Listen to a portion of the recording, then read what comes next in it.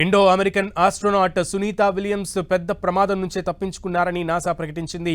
గతేడాది అంతరిక్ష కేంద్రం నుంచి భూమికి రావడం ఆలస్యం కాగా అసలు అప్పటి ఆ మిషన్ ఎందుకు ఫెయిల్ అయిందనే అంశంపై నాసా ఏడాదిగా దర్యాప్తు చేసింది. తన దర్యాప్తు తాలూకు తుది నివేదిక బయటపెట్టింది. దాని ప్రకారం బోయింగ్ స్పేస్ క్రాఫ్ట్ లోనే కనుక astronauts Sunita Williams, Butch Wilmore కనుక వచ్చే ప్రయత్నం చేస్తే దుర్మరణం పాలయ్యేవారంటూ ఆ నివేదిక స్పష్టం చేసింది. దీంతో సునీత విలియమ్స్ పెద్ద గండం నుంచి త్రుటిలో తప్పించుకున్నట్లయింది. పెను సంచలనం కలిగిస్తోన్న నాసా ప్రకటన.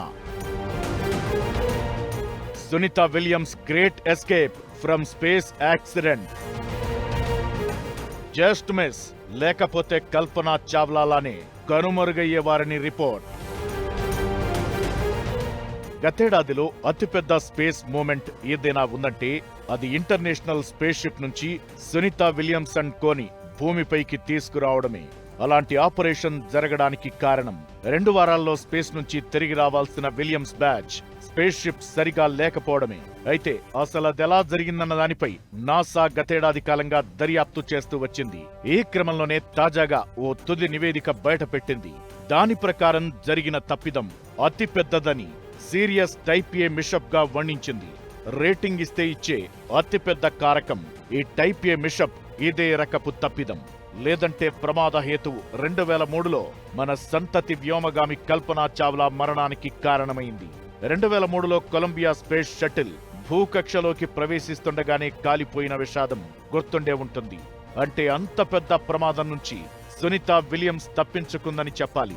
నిజానికి అంతర్జాతీయ అంతరిక్ష కేంద్రానికి 2024 జూన్లో సునీత విలియమ్స్ బ్యాచ్ బయలుదేరింది.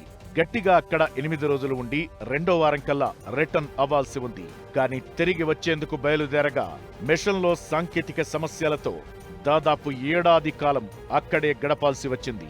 తిరిగి space X dragon space craft లో 2025 మార్చిలో రావడం సాధ్యపడింది. ఈ మధ్య కాలంలో ఆమె తన సాధారణ నడక, మాట సహా అన్ని అదుపు తప్పాయి. అది అంతరిక్ష కేంద్రంలో ఉన్న ఎవరికైనా ఎదురయ్యే అనుభవాలే అయినా వారంలోపు భూమికి వస్తారనుకున్న ఆలోచనలో ఉన్నవారికి, కుటుంబానికి దూరంగా ఎక్కడో వేరే గ్రహం ఆవల అంతరిక్షంలో ఉండడమంటే ఎంతో ఆత్మస్థైర్యం ఉంటే కాని కుదిరే పని కాదు. అలాంటి కష్టసాధ్యమైన పని సాధించుకుని వచ్చింది కాబట్టే ఆమెతో పాటు వెళ్లిన బుచ్ విల్మోర్ బ్యాచ్ కి అద్భుతమైన స్వాగతం భూమి నుంచి దక్కింది. ఇప్పుడు అసలు తిరిగి రావాల్సిన స్పేస్ క్రాఫ్ట్ లో సమస్య ఏంటనే అంశంపై దర్యాప్తు చేసిన నాసా ఫిబ్రవరి 19న తన ఫైనల్ రిపోర్ట్ బయటపెట్టింది. 311 పేజీల ఆ రిపోర్ట్ ని నాసా అడ్మినిస్ట్రేటర్ జేడ్ ఇసాక్మన్ బయటపెడుతూ బోయింగ్ సంస్థ నిర్లక్ష్యాన్ని తోర్పారబట్టారు. వాహన నౌకలోని ఫ్యూయలింగ్ సిస్టమ్ సహా అనేక సమస్యలను స్టార్ లైనర్లో కనుక్కున్నారు.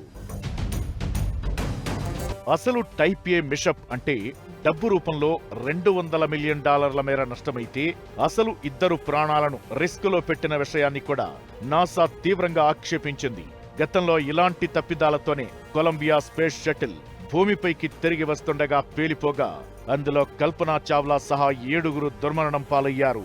తాజా రిపోర్ట్తో స్పేస్ ఇండస్ట్రీతో పాటు బోయింగ్ కంపెనీకి పెద్ద మచ్చగా మిగలనుంది. అదే సందర్భంలో సునీత విలియమ్స్ ఈ పెద్ద ప్రమాదం నుంచి త్రుటిలో తప్పించుకున్నట్లయింది.